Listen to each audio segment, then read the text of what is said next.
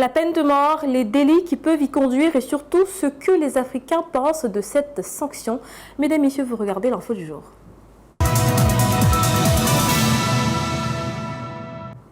Bienvenue à tous sur Global LTV, vous êtes en direct de l'info du jour.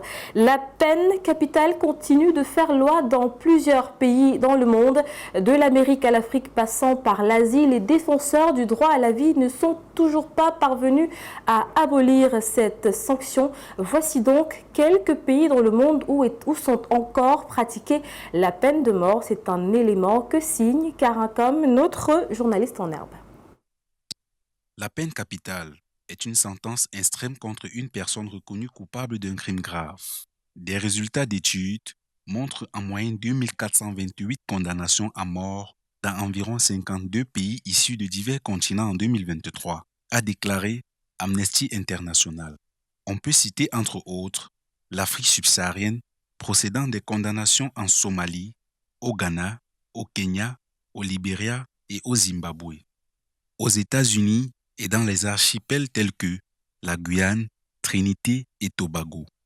C'est le cas en Asie-Pacifique avec des pays tels que l'Afghanistan, le Bangladesh, la Chine, la Corée du Nord, le Singapour et le Vietnam. Certains pays de l'Europe et de l'Asie centrale ne sont pas du reste et la liste n'est pas exhaustive. Qu'en dépit, malgré les dénonciations des associations qui militent contre la peine capitale, les chiffres indiquent que c'est encore une réalité dans le monde. Et si l'on a souvent rattaché cette peine de mort à un délit de meurtre, cette sentence est appliquée pour bien d'autres raisons relevant d'une menace à la sécurité publique ou encore d'un principe de religion enfreint en fonction de ce que prévoient les constitutions de ces pays. Reportage. Les délits pouvant entraîner la condamnation à mort varient d'un pays à l'autre. Mais certains crimes sont régulièrement punis par cette peine capitale. En République démocratique du Congo ou encore au Nigeria, en Libye, le meurtre est l'une des principales causes de condamnation à mort. À la peine de mort pour association de malfaiteurs, à la peine de mort pour terrorisme, à la peine de mort pour attentat. Même sort pour... C'est d'ailleurs le premier crime majeur passible de la peine capitale, en particulier lorsqu'il est commis dans des circonstances aggravantes, telles que le meurtre prémédité, les meurtres de fonctionnaires ou les meurtres avec torture. Les actes de terrorisme sont également punis de la peine capitale. Les attentats à la bombe ou des attaques contre des civils et des infrastructures stratégiques. Un autre délit majeur, la corruption à grande échelle.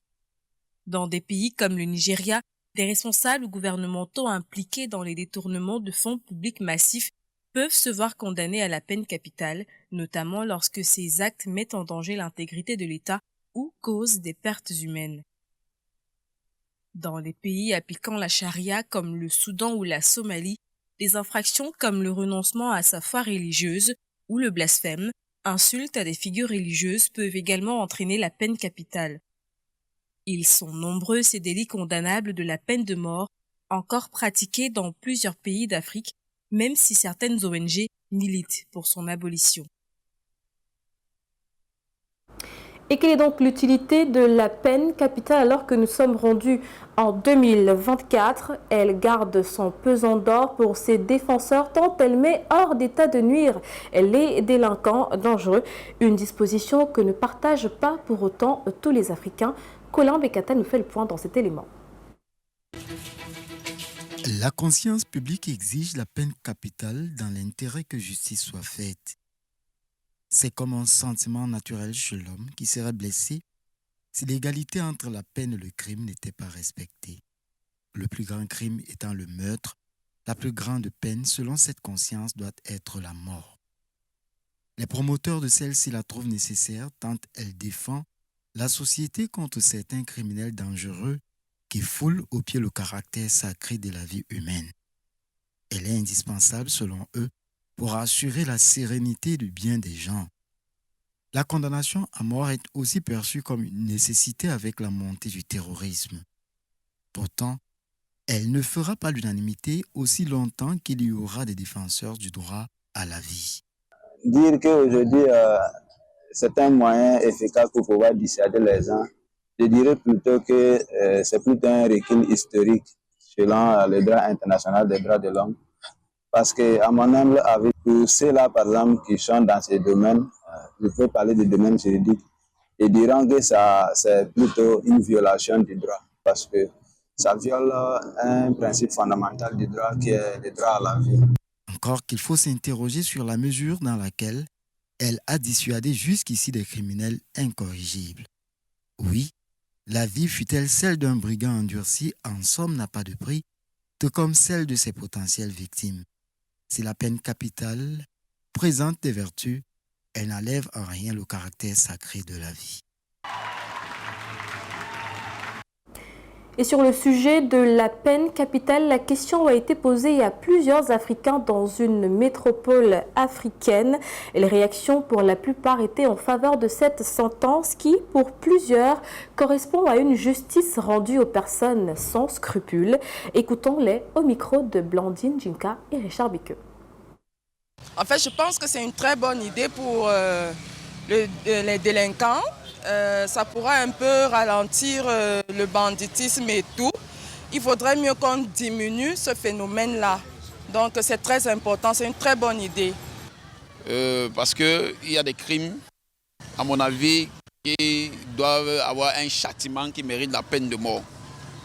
Parce que quand quelqu'un décide de supprimer la vie d'un être humain d'une façon atroce, par exemple, comme ce qui s'est passé au Cameroun avec le cas du célèbre journaliste Martinel Zogo, où les gens ont découpé son corps. Je pense que ce genre d'individus, ceux qui sont à l'origine de ces crimes, méritent la peine de mort.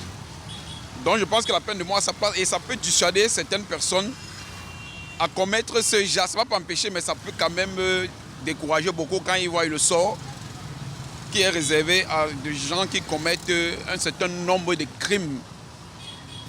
Moi, je pense que la peine de mort est bien dans 2 critères. Si c'est pour ceux qui ont détourné les fonds publics, d'accord. Pour celui également qui a commis un crime, là, on doit appliquer la peine de mort. Même si moralement on se dit que l'homme n'a pas le droit de donner la mort, quelle que soit la faute commise par son semblable. Parce que seul le Créateur peut décider de la vie ou de la mort de quelqu'un. Mais je pense que le caractère de cette peine-là, n'est-ce pas, le fait d'avoir à l'esprit que cette peine existe, est dissuasif. Ça permet aux malfaiteurs qui vont perpétrer des actes de savoir que s'ils sont pris, ils encourent quelque chose qui y va de leur vie. Moi, je pense que ça a un caractère dissuasif au plus haut degré.